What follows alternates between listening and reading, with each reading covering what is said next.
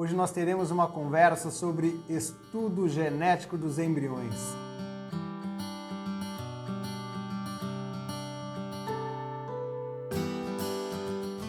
Boa noite! Hoje nós teremos uma conversa sobre estudo genético dos embriões. Eu tenho uma certeza absoluta que será uma conversa completamente diferente de tudo que vocês já ouviram sobre o assunto. Esse é o tema, e essa que escreveu aqui pra gente, nada como ouvir quem realmente fala a verdade para nós. Depois vocês vão entender o porquê. Na verdade, esse é um tema bastante polêmico. O estudo genético dos embriões é um tema muito polêmico dentro da reprodução humana, porque existe uma condição que se chama conflito de interesses. Toda vez que a gente vai fazer uma aula expositiva num congresso, vai dar aula para alguém ou quer explicar alguma coisa, ou mesmo aqui eu conversando com vocês sempre têm que olhar o conflito de interesse. Poxa, que interesse ele tem em me passar essa informação? E isso existe em toda a medicina, em todas as áreas, e isso deve ser explícito. Porque, por exemplo, eu vou dar uma aula sobre um remédio e eu sou patrocinado pelo remédio para dar aquela aula. Poxa, então existe um conflito de interesse naquela aula. E existe conflito de interesse em relação ao estudo genético dos embriões. Por quê? Porque ele gera um orçamento bilionário no mundo inteiro, no mundo da reprodução humana. É um orçamento bilionário. Então existe um conflito de interesse na realização do exame. Eu, Davi, particularmente, tenho conflito de interesses na realização desse exame. Eu sou médico, eu sou dono de um laboratório lá em Campinas e eu tenho conflito de interesses, porque se eu fizer a biópsia embrionária, eu vou ganhar dinheiro fazendo isso. Então, se eu indicar o estudo genético dos embriões para os meus pacientes, eu estarei ganhando dinheiro fazendo isso. Então, isso é um viés, é um conflito de interesse que nós temos que saber avaliar. Agora, o que eu sempre busco nas minhas conversas, o objetivo das lives, é desvincular a minha conversa com qualquer conflito de interesse para tentar trazer aquilo que eu acredito que seja melhor para o meu paciente, como se estivesse tratando da minha própria esposa ou da minha família. E é a famosa pergunta: o que você faria se fosse com você? Eu adoro responder essas perguntas porque é essa resposta que vai direcionar as minhas condutas com as minhas pacientes. E esse é o grande tema em questão agora, que é o estudo genético dos embriões. Já entrando no tema, para que nós possamos começar pontualmente, hoje o tema é extenso e hoje é sexta-feira, né, gente? Ninguém merece ficar sexta-feira a noite inteira falando sobre esse assunto. O que significa estudo genético dos embriões? Quando nós fazemos uma fertilização in vitro, nós formamos um embrião no laboratório, nós cultivamos esse embrião até o estágio de blastocisto. Eu separei algumas imagens, só para facilitar o entendimento. Vejam se dá para ver direitinho. Então, normalmente, eu formo o embrião no laboratório e levo esse cultivo até o 5º, 6º, 7º dia até formar um blastocisto. Nós sabemos que 50% dos embriões que estão aqui no primeiro dia vão conseguir chegar a blasto. Então já existe uma seleção natural dos melhores embriões lá no laboratório. Muitos embriões sequer chegarão ao estágio de blastocisto. Então já é uma forma, levar o embrião até blastocisto já é uma forma de seleção. E é legal vocês já se adequarem a essa imagem. Vou até aproximar. Então o blastocisto, ele tem as células da placenta, que estão aqui em volta. E estão vendo essa bolinha aqui? Essas são as células que vão formar o embrião. Então, nesse estágio, eu já vejo a divisão daquelas células que formarão a placenta, daquelas células que formam o embrião. E antes de transferir o embrião ao útero, quando eu quero fazer o estudo genético dos embriões, eu retiro algumas células da placenta, envio para análise genética, para saber se o embrião tem alguma doença genética antes de colocá-lo dentro do útero. Isso se chama estudo genético embrionário, PGTA, PGD, PGS, então CGH, então tem diversas siglas para falar essa mesma coisa, onde eu quero saber a informação genética do embrião para poder colocá-lo no útero, sabendo se ele tem ou não tem uma doença genética. Esse é o que nós normalmente esperamos. E aí o que eu fiz para poder explicar para vocês? Eu montei 2 embriões. Eu fui lá em casa, peguei o brinquedo da criançada.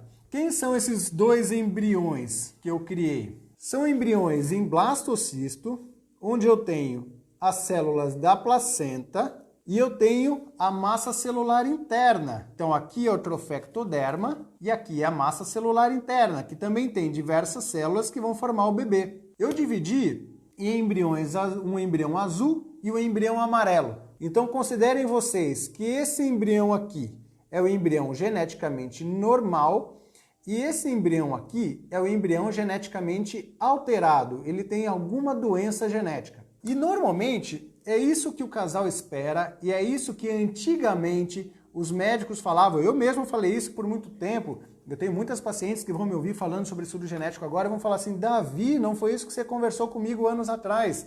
Exatamente, a ciência evolui.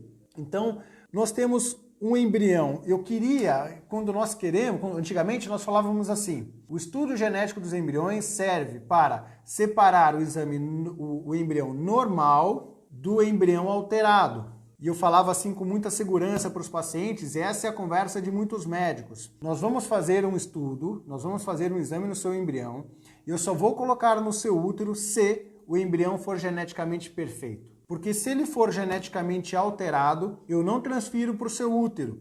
E aí eu te passo segurança. Eu te passo muita segurança, porque os casais têm medo de nascer um bebê com síndrome, sabem que a alteração genética do embrião pode influenciar no resultado, aumenta o risco de abortamento. Então, se eu tiver uma ferramenta onde eu posso dividir aquele embrião que é geneticamente normal daquele embrião que é geneticamente alterado, poxa, essa é a solução do meu problema. Qual é o problema? Esse discurso não é mais atual. Nós não podemos mais dizer que o estudo genético dos embriões divide os embriões normais dos embriões alterados. O novo discurso agora é: o estudo genético dos embriões serve para a escolha do melhor embrião para transferir. Isso é completamente diferente do que dividir o embrião normal do alterado. E além disso, isso tem implicações éticas. Por quê? Hoje em dia, os embriões alterados são descartados. Eles são jogados no lixo. E nós temos que tomar cuidado com isso e vocês vão entender por quê. Quando a conversa era: olha, nós vamos dividir o embrião do normal do alterado, eu vou te dar esse diagnóstico preciso dos embriões, todo mundo começou a fazer com esse propósito. Mas, conforme os resultados foram saindo, nós começamos a perceber que mesmo embriões geneticamente normais, muitas vezes não engravidavam. E aí nós pensávamos: poxa vida, por que esses embriões não engravidam? E começaram a surgir teorias científicas e explicações, começando a duvidar do potencial do exame em dar realmente essa informação. E foi um cientista lá atrás que fez um experimento. Ele pegou embriões geneticamente alterados, supostamente geneticamente alterados, transferiu no útero da mulher e nasceu um bebê geneticamente normal. Quando isso veio à tona, quando surgiu essa publicação, foi um boom na sociedade da reprodução humana. Falou: puxa vida, como assim? Transferir um bebê alterado e nascer um bebê normal? Exatamente. E depois dele, diversos autores começaram a fazer a mesma coisa, transferindo embriões alterados e nascendo bebês normais. Para que vocês tenham ideia aonde vai essa ciência hoje em dia, hoje já são mais de 400 bebês normais nascidos de embriões supostamente geneticamente alterados. E aí começou-se a questionar muito a capacidade do exame. E as equipes de genética começaram a modificar o discurso. Falou: olha, não, realmente, embriões alterados podem engravidar, podem nascer. Começou a surgir protocolo de seleção. Olha, então não é mais aquilo que é normal, aquilo que é alterado. Agora a gente tem que selecionar o melhor embrião para transferir. Então, quando nós vamos em congressos, quando nós temos hoje em dia os webinars e a conversa com o grupo de genética, isso é consensual. Todos os médicos já sabem disso, discutem isso. Só que a linguagem que é dada com o paciente não é essa. Com o paciente, a conversa é assim: olha, eu vou selecionar o melhor, eu só vou transferir no seu útero se for um embrião geneticamente perfeito. E nós temos que tomar cuidado, porque a conversa científica não é mais essa. A conversa não é mais eu divido entre normal e anormal. É assim: vamos fazer um exame para ver se eu consigo selecionar qual vai ser aquele embrião que vai me dar maior chance de conseguir uma gravidez. Só que nessa brincadeira, nesse processo, eu corro o risco de pegar embriões que tinham potencial de implantar e jogar fora. Aí vem a pergunta: mas Davi, por quê? Por que embriões normais ou por que embriões anormais podem implantar? Qual é o problema? O problema é que o estudo genético dos embriões não é 100% assertivo para dar esse diagnóstico. O estudo genético dos embriões, o PGTA, não é 100% assertivo para dar o diagnóstico genético daquele embrião. E eu vou explicar a razão disso para vocês de uma forma um pouco didática. Vamos lá. Então, sempre se acreditou que os embriões eram assim. Um embrião normal e um embrião alterado. Ou seja, um blastocisto tem mais ou menos 200 células. Então, sempre se acreditou que todas as células desse embrião eram normais e todas as células desse embrião eram alteradas. Se eu retiro a biópsia, retira mais ou menos 7 células. Então, quando eu retiro 7 células de um embrião normal, eu acredito que todas as outras células dele serão normais. Quando eu retiro 7 células de um embrião alterado, eu acredito que todas as células dele serão alteradas. Só que existem embriões mosaicos. O que é um embrião mosaico? O embrião mosaico é aquele que tem células normais e células alteradas no mesmo embrião, em diferentes proporções. Então, quando eu tiro algumas células de um embrião normal, eu faço uma biópsia, eu tenho apenas células normais. Quando eu tiro algumas células de um embrião alterado, eu tenho apenas células alteradas. Só que existem situações em que o embrião, apesar de ter células alteradas, contém células normais na sua formação. E é por conta disso, são diversos fatores, mas essa é uma das explicações que o estudo genético dos embriões pode falhar. Então eu não estou falando que o resultado do exame errou em analisar aquelas 7 células. Não. O problema é que aquelas 7 células não necessariamente representam o todo do embrião. E fica fácil de entender isso quando eu simulo uma biópsia. Então vamos pegar aqui o meu embrião mosaico. Se eu tenho um embrião mosaico nas mãos, e o mosaicismo é relativamente frequente, principalmente em mulheres de idade mais avançada, e quando eu faço uma biópsia nesse embrião, eu retiro 7 células, vou fazer aqui uma biópsia aleatória, então eu posso aqui, por exemplo, ter um diagnóstico de um embrião mosaico.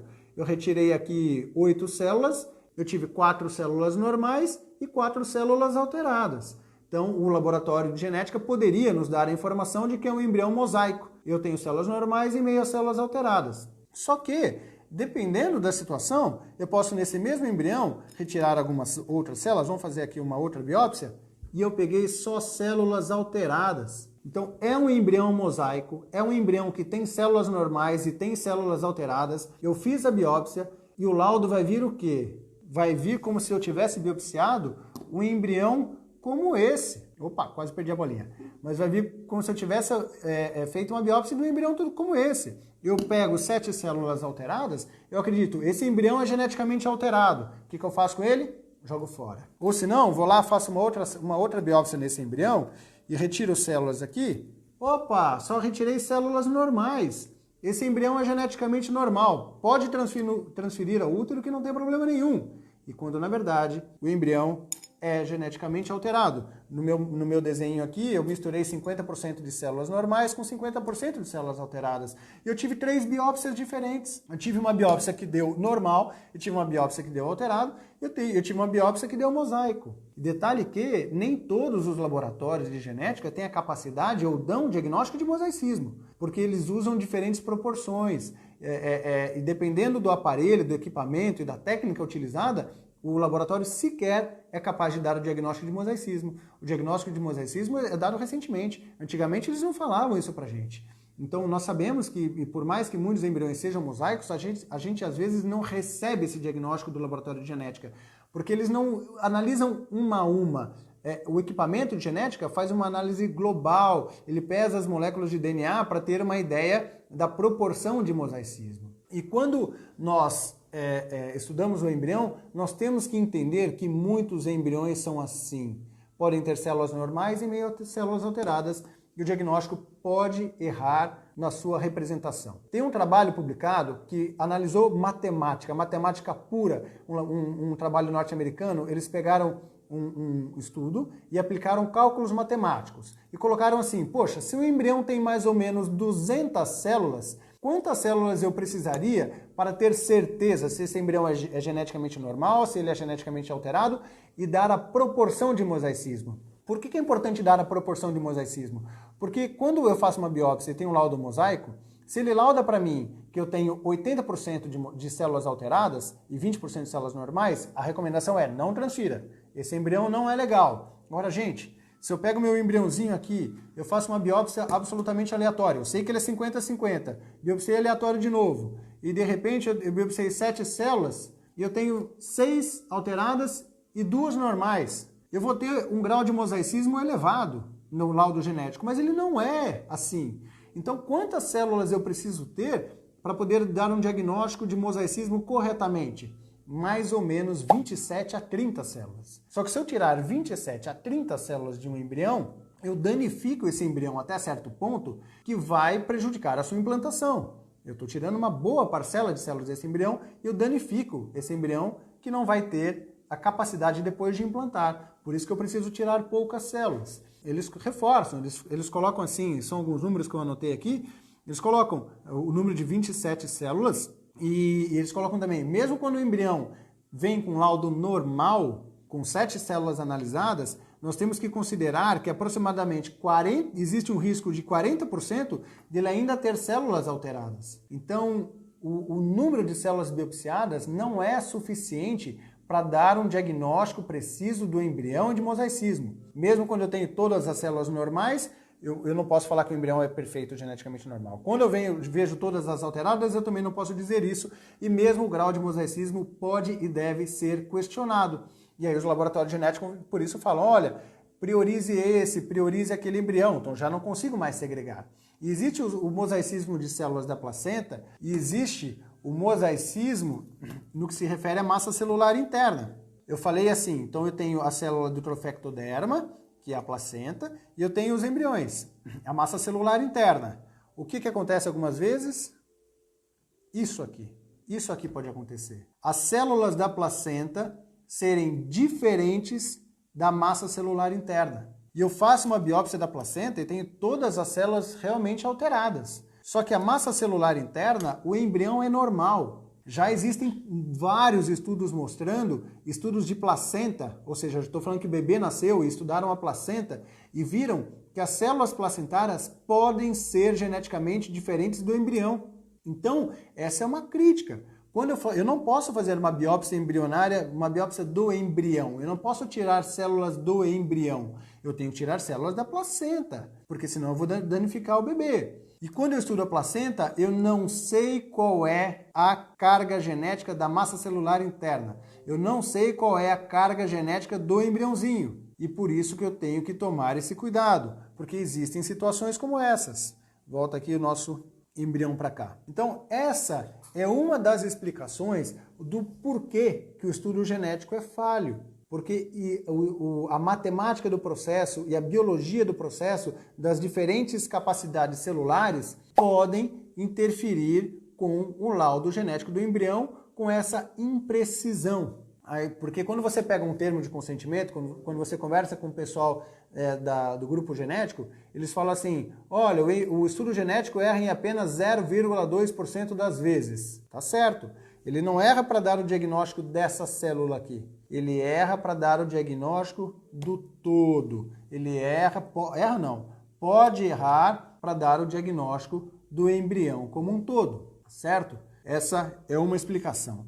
A segunda explicação é, mesmo sabendo que o embrião, dificilmente o laboratório erra o diagnóstico genético, né, dessas células, existem pesquisadores, quando eu falo existem pesquisadores, é legal, porque hoje em dia a sociedade se dividiu em dois. Aqueles que apoiam o estudo genético dos embriões, que geralmente tem conflito de interesse, e aqueles que não apoiam o estudo genético dos embriões, aqueles que não têm conflito de interesse, que eles querem a parte mais acadêmica. Quando eu fui em 2018 para os Estados Unidos, e foi lá que eu aprendi isso com o grupo do Dr. Gleicher, eles são radicais, eles são super contrários ao estudo genético dos embriões. E aí o que eles fizeram? Esse mesmo grupo, o grupo que eu conheci e participei, eles pegaram 11 embriões geneticamente alterados. Então eles fizeram um estudo genético de 11 embriões e o laudo veio alterado. Perfeito? Perfeito. Qual seria o próximo passo para esses embriões? Jogá-los fora. Bom, é alterado, geneticamente anormal, joga o embrião fora. Só que eles não fizeram isso. Eles pegaram esses 11 embriões e biopsiaram de novo antes de jogar fora. E dividiram em 34 pedacinhos e mandaram para outros laboratórios de genética para fazer, sem eles saberem, né, o diagnóstico inicial dos embriões, então o laboratório de genética não tinha conhecimento do diagnóstico prévio, e pediram para fazer o estudo genético, de novo, de 11 embriões. Sabe o que aconteceu? 2 apenas foram concordantes. Em 2 embriões, o estudo genético foi concordante, bateu. 4 embriões de 11 tiveram um laudo normal. 4 embriões tiveram o laudo normal, ou seja, seriam descartados por ser geneticamente alterado, e 4 ainda tiveram um laudo normal. E os outros 5 vieram geneticamente alterados, mas diferente do laudo genético inicial. Esse estudo eu lembro até hoje, que eu estava lá nos Estados Unidos, eu estava lá visitando o centro deles, eles me deram a publicação nas mãos. Eu cheguei em casa, no hotel, minha esposa estava lá e a família, eu levei esse estudo na mão, eu fiquei lendo de madrugada. Eu falava para minha esposa, eu estou inconformado, eu me senti uma mulher traída, porque eu era do grupo que oferecia estudo genético dos embriões.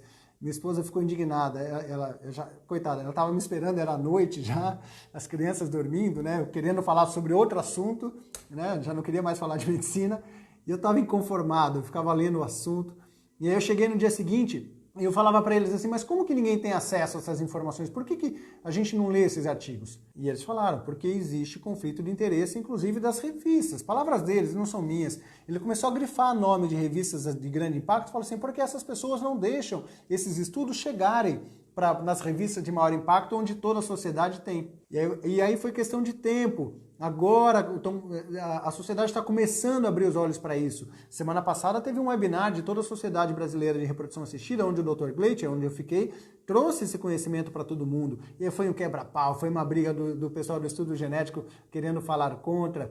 Mas eles têm que entender que nós também temos o conflito de interesse. Tudo que eu mais quero é indicar o estudo genético dos embriões. Para mim seria ótimo, como médico, falar para o paciente, olha, eu vou dividir os seus embriões. Seria ótimo como empresário, eu vou ganhar dinheiro, eu sou dono de empresa.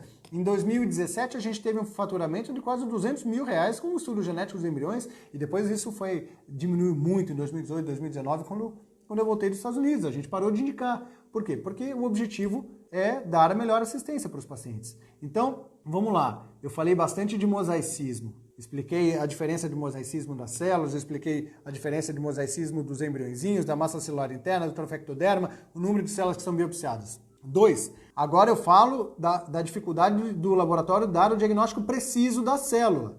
Isso também é questionado. E sabe o que aconteceu comigo? Aí não é publicação, isso aconteceu comigo. Uma vez a gente estava analisando qual grupo de genética nós iríamos trabalhar, né, para fazer o nosso estudo genético lá de Campinas. E aí nós tínhamos 4 embriões aneuploides, que seriam descartados também, e fizemos a mesma coisa. Biopsiamos os 4 e mandamos para um outro laboratório de genética. Sabe o que aconteceu? 2 vieram concordantes, iguais. 1 veio uma alteração genética diferente e 1 veio normal. E isso, para mim, é um tapa na cara. Por quê? Porque eu ter um embrião nas minhas mãos, que seria descartado, eu rebiopsio, e esse laudo vem normal, eticamente é altamente questionável a capacidade desse exame. Então, por exemplo, hoje eu tenho um casal, que não sei se eles estão aí, a gente conversou, ela tem 43 anos e nós estamos estudando o tratamento dela. E, naturalmente, aos 43 anos, ela tem muita preocupação em fazer o estudo genético dos embriões. Eu falei, olha, por favor, assiste a live de hoje, você vai entender os meus motivos. Então, esses são os motivos. Porque o embrião, o estudo genético do embrião pode falhar. Eu vi isso na prática. Quando eu voltei dos Estados Unidos, eu deixei de fazer muito estudo genético dos embriões, eu comecei a ver muita coisa na prática. Sabe quando seus olhos abrem para alguma coisa que você não enxergava? E agora essa é a realidade. Então, mosaicismo, esse erro do diagnóstico embrionário. 3, e não menos importante, aliás, muito importante, capacidade de correção embrionária. O que é isso? Isso é fantástico. Isso significa que um embrião mosaico com células normais e anormais tem a capacidade das células anormais entrarem em apoptose, sumirem, degenerarem e apenas as células normais evoluírem. Gente, a natureza é muito perfeita. Eu vou mostrar para vocês uma publicação. Eu imprimi aqui. O que esse estudo fez? Foi feito em ratos. Óbvio que a gente não pode fazer isso com embriões humanos. Então, muitas pesquisas de bancada são feitas em ratos. E aí, o que eles fizeram? Eles fabricaram embriões mosaicos. Eles tinham embriões normais e usaram algumas técnicas para dividir esses embriões. Então eles tinham embriões normais, fabricaram embriões com 50% de células normais e 50% de células alteradas, fabricaram embriões com 75% de células alteradas e embriões com 100% de células alteradas. Então, nós tínhamos 4 grupos de embriões. É óbvio que os embriões, e ratinhos sempre reproduzem muito bem, todos os embriões que tinham 100% de células normais, deixa eu ver o número aqui, dos 57 embriões normais, 57 nasceram. Então, todos os embriões, 100% dos embriões normais, nasceram ratinhos normais. Os embriões que tinham meio a meio, metade das células normais e metade das células alteradas. O que aconteceu? Dos 74 embriões meio a meio, 74 nasceram normais. 100% dos embriões, dos embriões meio a meio, meio mosaico, nasceram normais. 100%. Dos embriões que tinham 1/3 de células normais, ou seja, 75% de células alteradas, destes embriões, dos 25, 11 nasceram normais. Olha isso! Então, óbvio que a taxa de gravidez é menor, óbvio que a chance desse embrião nascer é menor, mas ainda assim, quase 50% dos embriões, com 75% de células alteradas, nasceram normais. E os embriões que eram 100% alterados, nenhum nasceu normal. Nenhum nasceu, certo? Então esse estudo, e aí que quando você pega o estudo, ele tira a foto das células entrando em apoptose. É muito legal de assistir, não dá para mostrar aqui, mas eles tiram fotos das células entrando em apoptose e as células normais evoluindo. É um estudo fantástico. Isso mostra pra gente que o embrião tem potencial de correção. Então, se eu pego um embrião mosaico, meio a meio, e eu tiro algumas células alteradas desse embrião, faço uma biópsia desse embrião e tem um laudo aqui, acabei de fazer uma biópsia aleatória.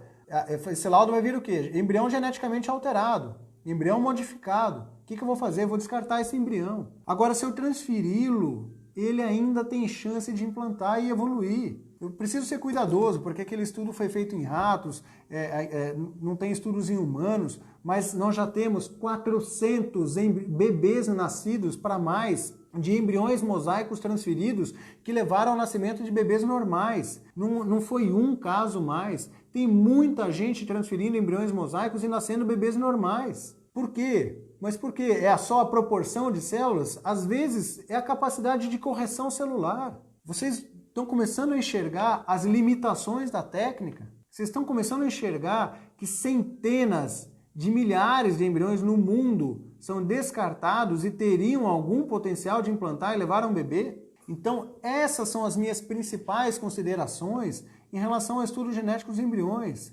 Nós podemos aplicar o exame? Daqui a pouco vocês vão entender em quais situações nós podemos pensar em fazê-lo. Agora, fazer o exame sem ter esse conhecimento, esse nível de conhecimento, é correr o risco de pegar o seu único embrião, que você depositou toda a sua esperança, toda a sua carga emocional, a sua carga financeira, e jogar esse embrião fora, porque o exame foi falho em dar esse diagnóstico. Eu tenho muitos casais que depois que eu adquiri esse conhecimento, conversei, e são testemunhas disso, eu tinha um único embrião. Eu falei para eles, olha, o que vocês querem? Vocês querem fazer um estudo genético desse embrião e ainda fazer uma seleção? Ou vocês querem dar uma chance para o seu embrião? Vocês entendem? Então, às vezes, nós precisamos dar chances aos nossos embriões, porque é isso que eles precisam, certo? Evoluindo. Davi, mas por que o grupo de genética, quais são os pontos positivos? O que eles falam? O que se defende a favor do estudo genético dos embriões? O estudo genético dos embriões aumenta a minha chance de engravidar? Fazer estudo genético dos embriões vai aumentar a minha chance de gravidez? Olha que resposta cuidadosa. Por quê? Vamos supor que o estudo genético dos embriões fale para mim que vai ter uma taxa de gravidez de 50%. E olha que esses são os números, hein? Quando a gente avalia publicações reais com estudo genético dos embriões, eu estou falando de 50% de gravidez. Então, não estou falando que se eu fizer estudo genético dos embriões, eu vou ter 100%.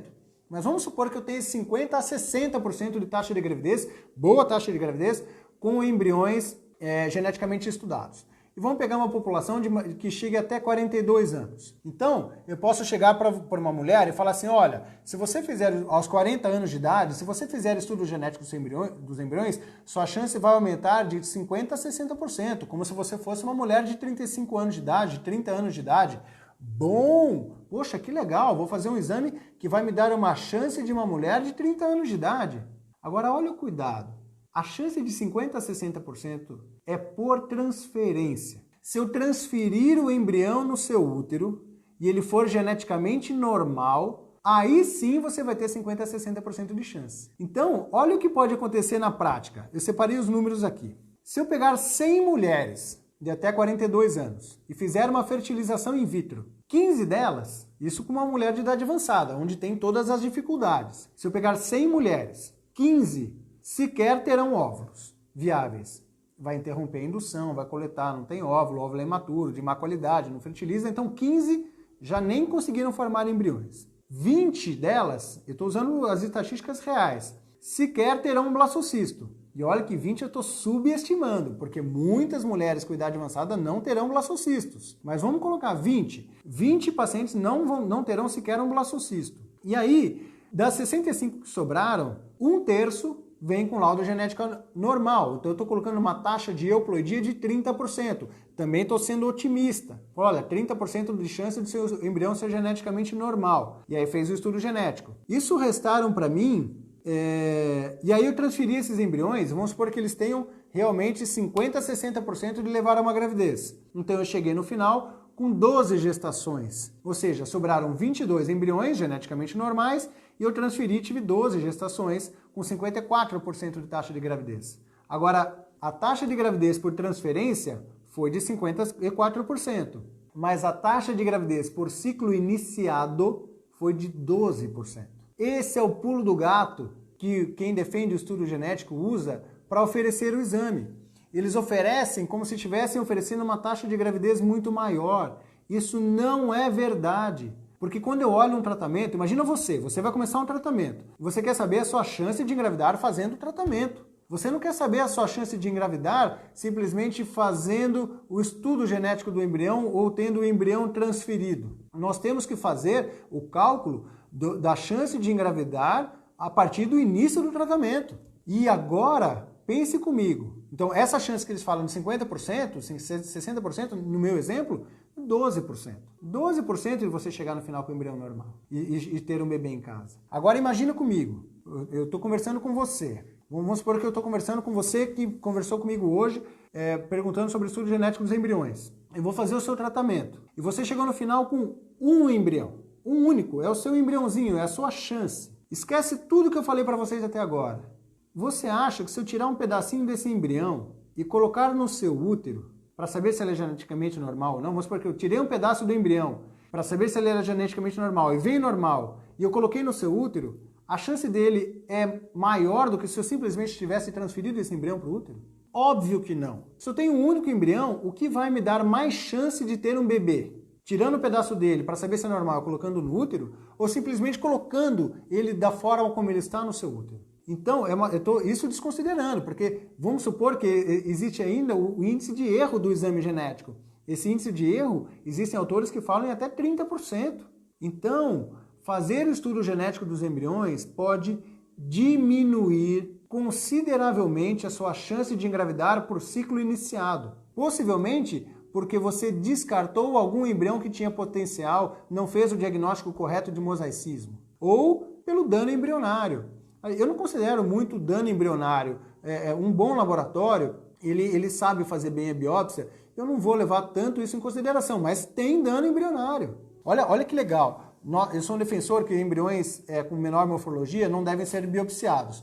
Na semana retrasada, ou faz umas 2 semanas, teve um webinar com o pessoal da Itália, falando sobre estudo genético dos embriões e embriões de menor morfologia, embriões nota C. Sabe qual foi a taxa de gravidez com embriões normais que eram de menor morfologia? 11%. Ou seja, eles tiraram um pedaço do embrião que era geneticamente, que tinha uma morfologia pior, as células eram mais frágeis, tiraram um pedacinho dele, viram que era normal, transferiram e tiveram 11% de taxa de gravidez. Caramba, 11% no embrião geneticamente normal? Será que não é o dano embrionário? Será? Fica a pergunta, eles não me deram essa resposta. Então, a gente tem que tomar muito cuidado quando nós vamos indicar o estudo genético para um casal que tem poucos embriões.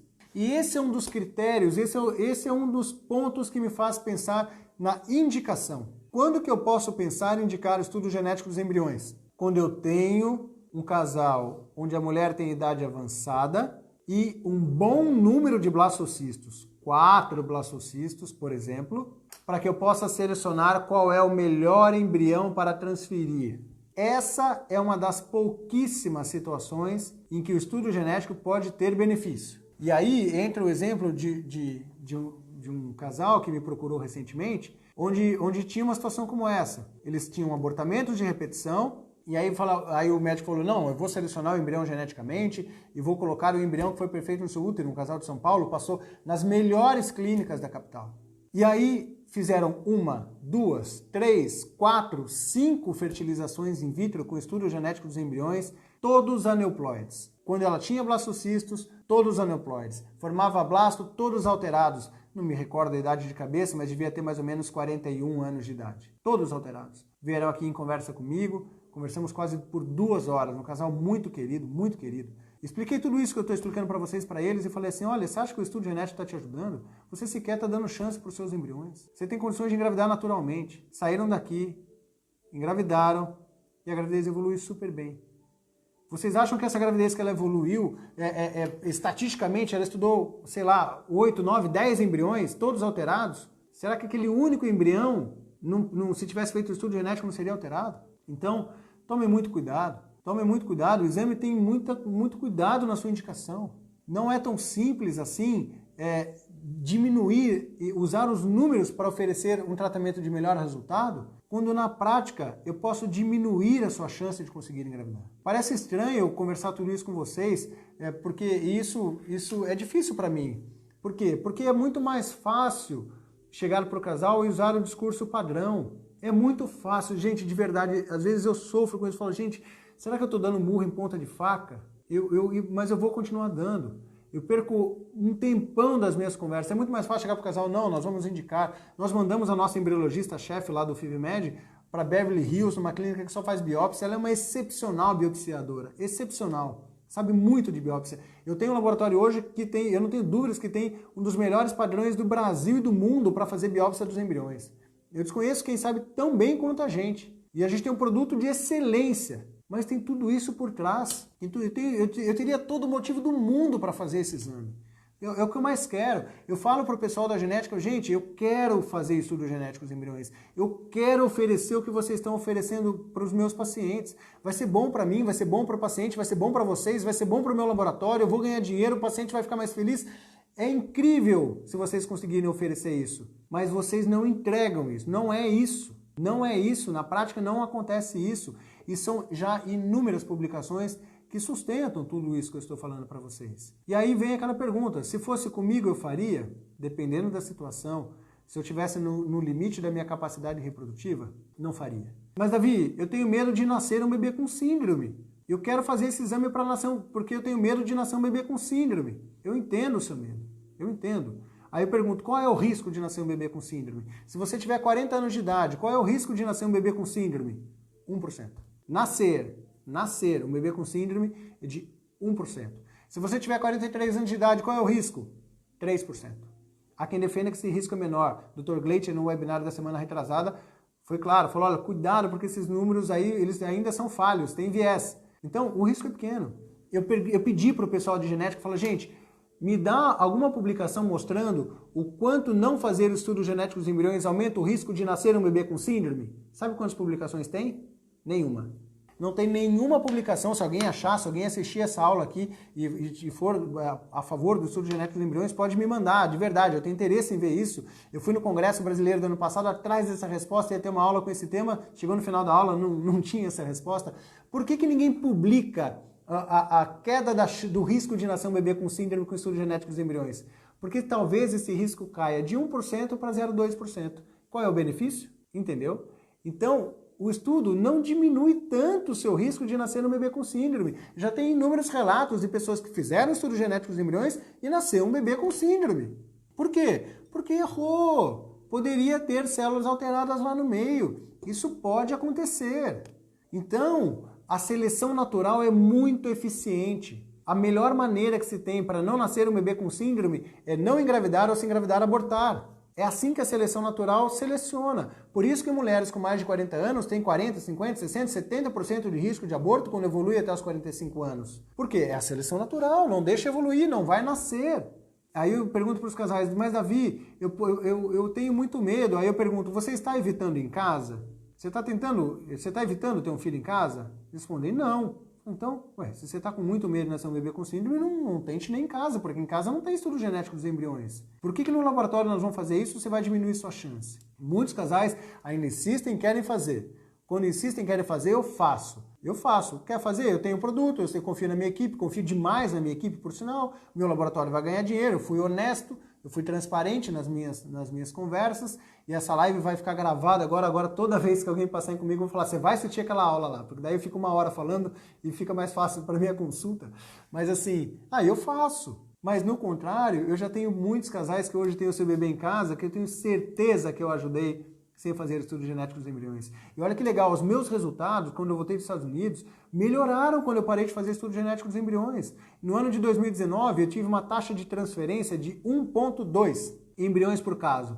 1,2 embriões por caso, ou seja, muitos casos eu transferi um só embrião, muitos. Sabe qual foi a taxa de gravidez? 69%. No ano, uma taxa de gravidez altíssima, sem fazer estudo genético dos embriões. Eu preciso fazer estudo genético em casos selecionados. Eu indico para muitos casos selecionados, pacientes que terão muitos embriões para estudar, com idade mais do que 40 anos, é o que eles chamam de time to pregnancy. Assim, diminuir o número de transferências para poder transferir os embriões com maior potencial. Mas havia muito sofrido o abortamento, eu já passei por isso. Gente, é sofrido, eu não nego isso, eu já tive uma perda gestacional, Davi, já tive uma perda gestacional com minha esposa. Eu sei o quanto isso é sofrido. Essa perda gestacional que eu mesmo tive foi porque o embrião era confirmadamente um embrião geneticamente alterado, um bebê geneticamente alterado. Sabe o que eu fiz? Estudo genético? Não fiz. Por quê? Porque não tinha indicação. Não tinha indicação de fazer. Então eu sei o que é o sofrimento de um aborto, eu sei o que é o sofrimento de não conseguir engravidar, e eu sei que eu quero oferecer para os casais que acompanham comigo a melhor chance de gravidez. E agora quero oferecer para vocês conteúdo verdadeiro e honesto para vocês entenderem a verdade sobre a genética dos embriões. Nós estamos engatinhando na genética embrionária. Eu espero que no futuro isso seja uma solução, minha conversa seja completamente diferente, eu vou ter o maior prazer do mundo em chegar aqui e oferecer um diálogo completamente diferente sobre o estudo genético dos embriões. Mas essa não é a realidade hoje. E eu não tenho dúvidas em afirmar para você que os interesses comerciais é o que norteiam tudo isso que está acontecendo. Os interesses comerciais. Então, nós temos que ter muito cuidado com isso, certo? 40 anos, 3 blastocistos. É melhor transferir com ou sem biópsia, porque eu já fiz FIVs anteriores com resultados negativos. Primeiro cuidado, resultado negativo não é só por alteração genética. Cuidado com o endométrio. O endométrio é uma variável importantíssima no seu resultado. A própria transferência, o cuidado, a técnica de transferência é uma variável importantíssima no seu resultado. Você tem 3 blastos. Se você biopsiar os 3, você acha que você vai ter uma chance maior do que se você simplesmente transferir o seu embrião? Agora, se os 3 vierem geneticamente alterados, depois de tudo que eu te falei, você vai jogar os seus embriões fora e vai fazer de novo? Tem condições financeiras, emocionais para fazer tudo de novo?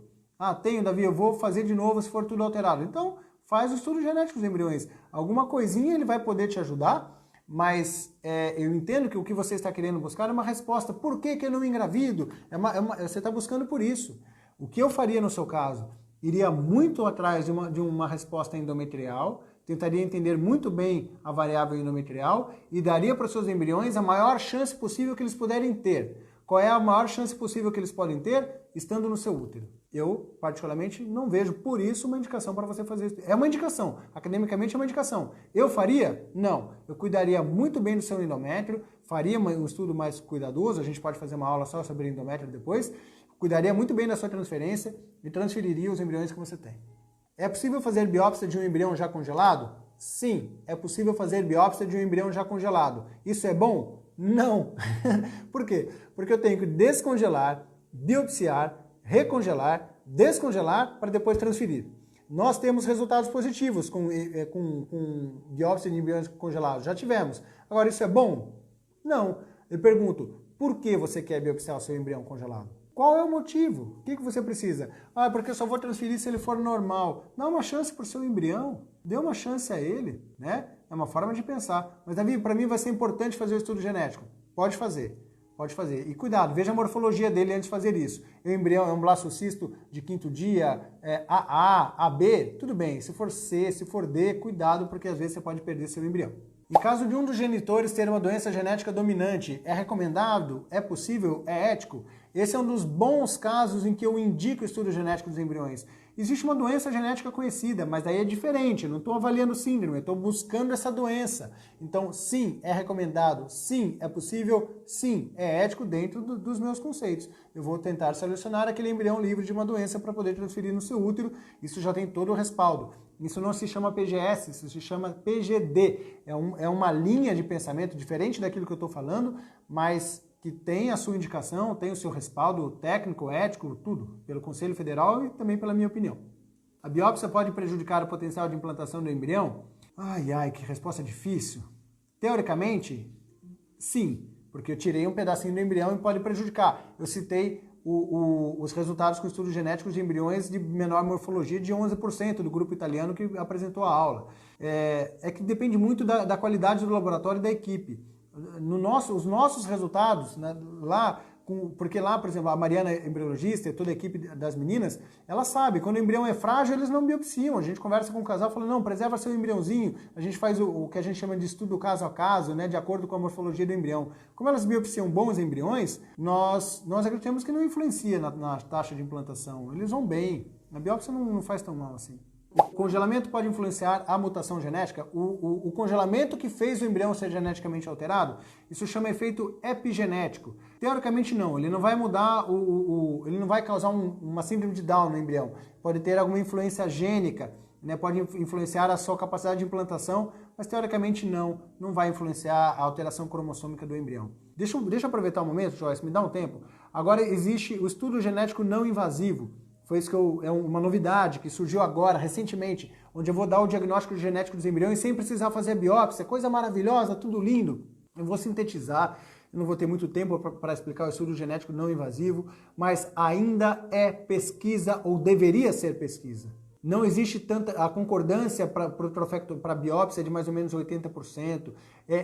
A mensagem do estudo genético não invasivo é claríssima do grupo genético. Eles falam assim, é para selecionar o melhor embrião para transferir, hein? Cuidado que o exame não é tão preciso em dar o diagnóstico do embrião. Isso é a conversa técnica. Agora vejam como vai ser a conversa na venda do produto. Olha, agora nós damos o diagnóstico do embrião sem precisar fazer biópsia no próximo passo. Desculpa, eu não consigo concordar com isso ainda, porque isso é muito recente. Precisa de pesquisa, precisa confirmar. Já foram transferidos embriões com genética alterada que nasceram embriões, bebês normais, já assim. Então cuidado com o estudo genético não invasivo, não é a solução do problema, hein? O estudo também pode interferir negativamente na decisão do tratamento, uma vez que o estudo der inconclusivo. Assim, eu parto do princípio que o estudo pode errar. Agora eu falo para o casal, eu falo, olha, se for fazer estudo genético dos embriões, vamos fazer do jeito que é o padrão. Ah, veio alterado o embrião, agora eu quero transferir. Eu falo, não, agora não vai transferir, porque senão pensa nisso antes de fazer o exame, né? Então eu não fico em cima do muro mais. Eu apimento bastante o casal antes de fazer o estudo genético. Depois que fez, a gente segue o padrão, o protocolo padrão, né? Então, acho que esse é o grande conceito. Certo, pessoal? Eu vou encerrar aqui nossa conversa trazendo o meu pensamento pessoal. Eu tenho as minhas opiniões pessoais. Essa parte ética da reprodução humana mexe muito comigo. Eu sou um defensor de que embrião algum deve ser descartado. Eu não formo embriões no laboratório com o intuito de descartá-los. Isso para mim fere. Quando a gente está falando de descarte embrionário, porque são embriões excedentes, assim, eu e a Joyce estamos fazendo um trabalho, né, Joyce? A Joyce está levantando bastante literatura sobre isso. No futuro vocês vão ouvir falar de uma campanha contrária ao descarte de embriões. Para mim, qualquer coisa que possa interferir com a capacidade de um embrião deve ser super questionável. Assim, eu não formo embriões no laboratório para fazer mal a eles. Eu formo um embrião no laboratório porque eu quero ajudá-lo a que ele seja um bebê. Eu penso no casal? Lógico que eu penso, mas eu também penso nos pequenininhos que estão lá. Eu não formo embrião algum lá para fazer algum mal a eles. Não é esse o meu objetivo. Eu quero formar o seu embriãozinho, eu sou muito cuidadoso na formação, nas técnicas de fertilização, nos cuidados para tentar fazer o melhor por eles, e eu quero finalizar fazendo o melhor por eles. Qual é o melhor por eles? Receber o ventre da sua mãe. E é isso que o seu embrião precisa. Receber o ventre da mulher que o formou. Esse é meu pensamento, concordem ou não, eu não escondo aquilo que eu penso. O melhor que eu posso fazer para o seu embrião é formá-lo no laboratório e colocá-lo no seu ventre. E dar a melhor chance possível para que ele possa evoluir. Eu confio demais na seleção natural para o risco do nascimento de um bebê alterado. Eu confio demais. Corre-se o risco, assim como se você tivesse engravidado naturalmente de ter um bebê com síndrome. Esse risco existe, então ele deve ser refletido. Agora, se eu formei o embrião no laboratório, eu quero dar toda a chance do mundo para que ele seja o seu filho, para que ele seja o seu bebê. Peguem todas essas informações, assistam de novo a live, vai ficar gravada aqui, assistam, reassistam, reflitam, conversem entre vocês, conversem com seus médicos, façam esse balanço e tomem a melhor decisão. Contem com minha ajuda se precisarem e acho que eu demorei bastante tempo para poder trazer essa live para cá. Eu voltei de Nova York em outubro de 2018, vão fazer quase 2 anos. Eu não falei nada quando eu voltei porque eu queria ter a minha experiência prática. E hoje eu tenho a minha experiência prática e acadêmica e eu sou um forte defensor que, por enquanto, a gente não deve indicar estudos genéticos de embriões para todo mundo, embora tenha todo o respaldo de uma equipe espetacular lá no FIVMed que faz com excelência esse procedimento.